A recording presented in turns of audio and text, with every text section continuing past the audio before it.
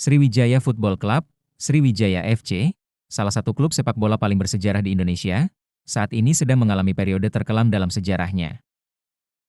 Dari masa kejayaan di pertengahan 2000-an hingga ancaman turun kasta dan krisis performa di musim 2025-2026 ini, perjalanan klub berjuluk Laskar Wongkito bak sebuah tragedi olahraga yang bertahan lebih dari satu dekade.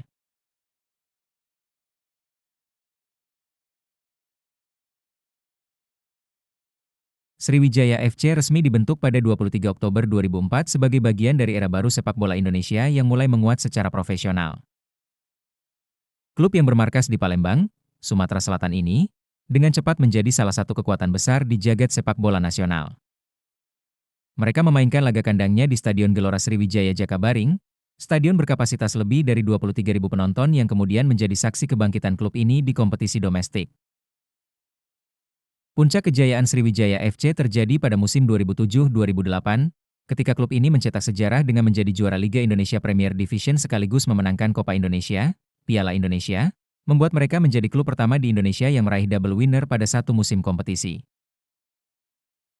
Prestasi ini tidak hanya menempatkan Sriwijaya FC sebagai kekuatan dominan di level nasional, tetapi juga membawa nama mereka ke fase kompetisi internasional seperti Piala AFC, Asian Football Confederation. Tak hanya sekali, klub ini kembali merebut gelar juara domestik pada musim 2011-2012, serta menjadi juara Piala Indonesia 3 kali berturut-turut antara 2007 hingga 2010. Rentetan prestasi ini menjadikan Sriwijaya FC sebagai salah satu klub tersukses di Indonesia di era kompetitif modern.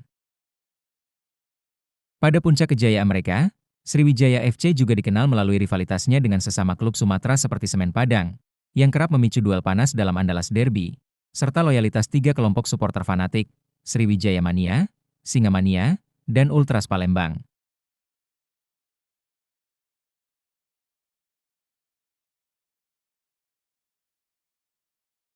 Namun, seperti legenda yang tengah melemah, fondasi yang dibangun Sriwijaya FC mulai mengalami goyah sejak pertengahan dekade 2010-an. Krisis keuangan, pergantian manajemen yang tidak stabil, serta tantangan finansial dalam mengelola klub sepak bola profesional menjadi beban berat yang terus menumpuk. Menurut sejumlah laporan luar negeri, klub bahkan sempat digoyang oleh utang besar dan masalah administratif yang melibatkan tuntutan hukum dari entitas bisnis lokal terkait tunggakan pembayaran. Keputusan lama dan investasi yang tidak produktif lambat laun mengikis kekuatan tim. Klub mulai kehilangan pemain kunci, sponsor pun enggan masuk karena risiko finansial yang tinggi, dan pelatih berganti secara berkala karena performa tak kunjung meningkat.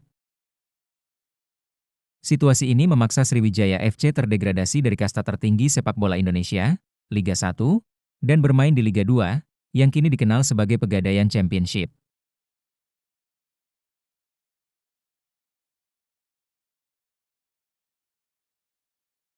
Musim kompetisi 2025-2026 menjadi babak paling kelam dalam sejarah Sriwijaya FC.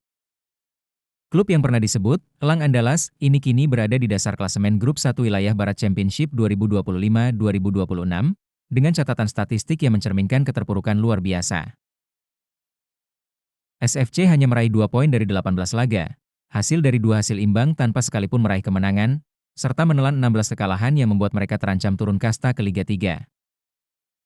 Dalam pertandingan lanjutan matchday ke-18, Sriwijaya FC menelan kekalahan tragis terburuk dalam perjalanan kompetisinya, dipermalukan Adiaksa FC dengan skor 15-0 di Stadion Banten International Stadium, Serang, pada 29 Januari 2026.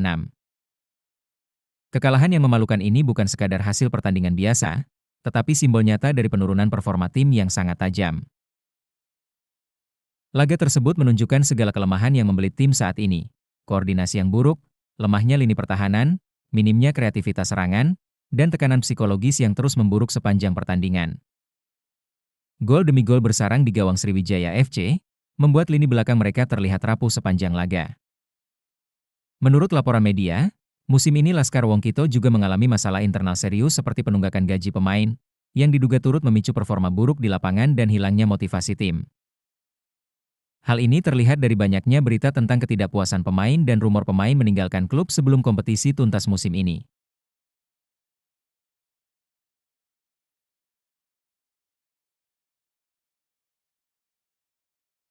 Kekalahan besar 15-0 dan catatan tanpa kemenangan musim ini memaksa pertanyaan serius muncul bukan hanya bagi manajemen, tetapi juga bagi pendukung fanatik klub. Bagi warga Sumatera Selatan, Sriwijaya FC bukan hanya klub sepak bola. Klub ini adalah simbol kebanggaan daerah, sejarah seputih bola, dan monumen bagi komunitas sepak bola di Indonesia bagian luar Jawa.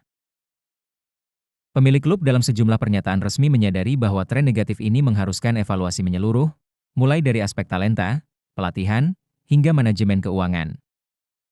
Spesialis sepak bola Indonesia menilai bahwa perjalanan Sriwijaya FC musim ini menjadi contoh bagaimana klub besar pun bisa jatuh bila budaya profesionalisme dan stabilitas finansial tidak dijaga.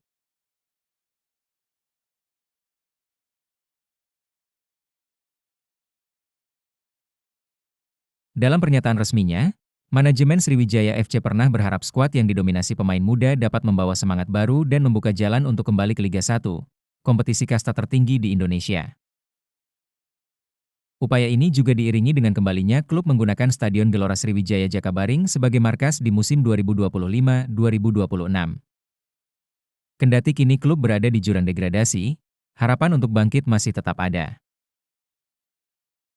Sepak bola telah berkali-kali menunjukkan bahwa dari titik terendah pun sebuah klub bisa menemukan kembali kejayaannya. Asalkan ada fondasi kuat, dukungan supporter, dan perencanaan masa depan yang matang, bukan sekadar pada nostalgia masa lalu. Terima kasih sudah menonton. Jangan lupa like, share, komen dan subscribe.